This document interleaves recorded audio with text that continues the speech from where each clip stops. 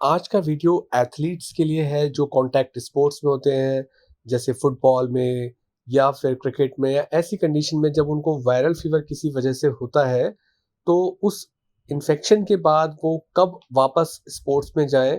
क्योंकि अगर वो इमीडिएटली जाते हैं तो एक ऑर्गन होता है जिसको हम स्प्लीन बोलते हैं, उसके रप्चर होने का डर होता है। तो ये कैसे होता है, समझते हैं।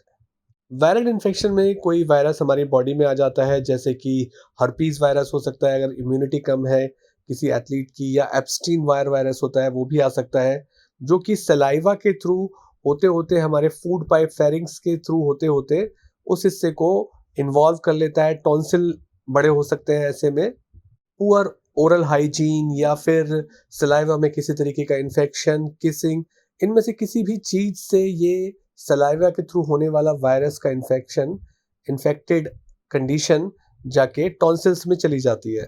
ज़्यादातर यंग लोगों में ये वायरल इन्फेक्शन 2-3 दिन में अपने आप ही ठीक हो जाता है। पर हम इस वीडियो में ये डिस्कस करने वाले हैं जिनके अंदर ये प्रॉब्लमेटिक हो रहा है और स्प्लीन का साइज बढ़ा देता है। वो लोग 3 दिन बाद जब वापस से स्पोर्ट्स में जाते हैं तो वहाँ ये पता होना चाहिए कि उनकी स्प्लीन का साइज कैसा है। इन वायरल इन्फेक्शन में देखा गया है कि जो लिम्फोसाइट नाम की सेल्स होती हैं, उन सेल्स का साइज बड़ा हो जाता है और वो नॉर्मल लिम्फोसाइट सेल्स से अलग दिखती हैं जब हम माइक्रोस्कोप के अंदर पैथोलॉजिस्ट डॉक्टर चेक करते हैं। जब ये सलाइवा से टॉन्सिल्स में जाता है वायरस का इन्फेक्शन, तो वहाँ पे एक सेल्स होती हैं जो बॉडी की इम्यूनिटी को बनाती हैं, जिनको हम बी सेल बोलते हैं। वहाँ जाके इन्वॉल्व कर देता है ये। फिर टॉन्सिल के अलावा लिम्फ नोड होती है आसपास में, वहाँ चला जाता है वायरस। नॉर्मली ऐसे यंग एडल्ट जो स्पोर्ट्स पर्सन होते हैं, फीवर के साथ साथ उनका गले में खराश होती है जिसे हम सोर थ्रोट बोलते हैं, जैसे कांटे निकल आए हो गले में, फ्रेंजाइटिस के सिम्टम्स। उसके अलावा आसपास के लिम्फ नोड्स को चेक किया जाता है नेक के अंदर, वो बड़े दिखते हैं। ऐसे पेशेंट में थकावट आ जाती है, बोन जॉइंट के पेन जैसे लगते हैं। सबसे इंपॉर्टेंट बात है कि लगभग 50% पेशेंट के अंदर स्प्लीन का साइज बढ़ जाता है, जो तिल्ली होती है उसका साइज बड़ा हो जाता है। तो नॉर्मली तो कोई प्रॉब्लम नहीं है, वायरस इन्फेक्शन ठीक हुआ और उसके बाद आप खेलने जा सकते हैं। बट अगर स्प्लीन का साइज बढ़ गया है तो कई बार ये स्प्लीन इतनी ज़्यादा बड़ी हो जाती है कि इसके रप्चर होने के चांसेस हो जाते हैं। और इसके सबसे ज़्यादा चांसेस होते हैं पहले 21 डेज या पहले 3 हफ्ते के अंदर ज़्यादा चांसेस होते हैं।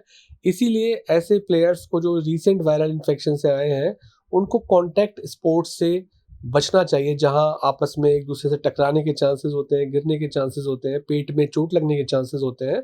उनको बचना चाहिए। नॉर्मली स्प्लीन का साइज बढ़ा है नहीं बढ़ा है, डॉक्टर उसको क्लिनिकल एग्जामिनेशन से पेट को दबा के भी चेक करते हैं। उसके अलावा अल्ट्रासाउंड में भी पता लग सकता है कि स्प्लीन का साइज बड़ा हुआ है नहीं हुआ है। 3 हफ्ते निकल जाने के बाद स्प्लीन के रप्चर होने के चांसेस कम होते हैं, तो आप फिर ग्रेजुअल प्रैक्टिस पे जा सकते हैं स्पोर्ट्स की, या अपने जो भी एथलेटिक प्रोग्राम्स हैं। क्योंकि हमने बात की थी कि माइक्रोस्कोपी के अंदर जो एबनॉर्मल साइज दिखता है लिम्फोसाइट का, तो उसको टेस्ट करने के लिए एक टेस्ट होता है जिसे हम बोलते हैं मोनोस्पॉट टेस्ट। ये बहुत ही जल्दी हो जाता है।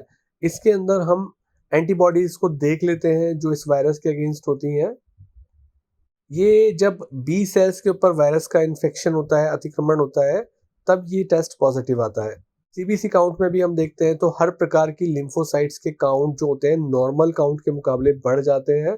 माइक्रोस्कोपिक एग्जामिनेशन में जो लिम्फोसाइट्स होती हैं नॉर्मल लिम्फोसाइट से, ये वाली लिम्फोसाइट जो वायरल इन्फेक्शन वाली होती हैं, ये एबनॉर्मल होती हैं और चेंज दिखती हैं। ये जो वीडियो है स्पेशली उन स्पोर्ट्स पर्सन के लिए जो कॉन्टैक्ट स्पोर्ट में होते हैं, कि वायरल इन्फेक्शन होने के लगभग 1 महीने बाद ही उनको वापस से प्रैक्टिस में और स्पोर्ट्स में जाना चाहिए। इस पीरियड में उनको देखना चाहिए कि अब फीवर बिल्कुल ख़त्म हो गया हो, अच्छे से पानी पीना चाहिए, कोई भी फीवर का, बॉडी पेन का सिम्टम नहीं होना चाहिए, अल्ट्रासाउंड में स्प्लीन का साइज़ बड़ा नहीं दिखना चाहिए, टॉन्सिल का साइज़ नॉर्मल हो जाना चाहिए। पेशेंट को रेस्ट करना चाहिए, अच्छी अमाउंट में फ्लूइड लेना चाहिए, खाना-पीना अच्छा होना चाहिए। जो टॉन्सिल्स होते हैं वो नॉर्मली ऐसी सिचुएशन में डॉक्टर्स एंटीबायोटिक देते ही देते हैं। तो वो एंटीबायोटिक जो अपर रेस्पिरेटरी ट्रैक्ट इन्फेक्शन के लिए दी जाती हैं, जैसे कि एरिथ्रोमाइसिन हुई, एमॉक्सिसिलिन हुई, ये एंटीबायोटिक ऑटोमेटिकली टॉन्सिलाइटिस या टॉन्सिल में होने वाले इन्फेक्शन को ठीक कर देती हैं। कभी-कभी ऐसे पेशेंट में कुछ रैशेज़ आ सकते हैं एंटीबायोटिक देने के बाद, पर जैसे ही एंटीबायोटिक का कोर्स खत्म होता है, वो रैशेज़ ठीक हो जाते हैं। मैसेज यही है कि जिन लोगों को वायरल इन्फेक्शन हो रहा है, सोर थ्रोट हो रहा है, टॉन्सिल का साइज़ बढ़ रहा है, वो स्पोर्ट्स में है, तो उनको पहले 1 महीने के लिए स्पोर्ट्स की एक्टिविटी में फीवर ठीक होने के बाद भी नहीं जाना चाहिए।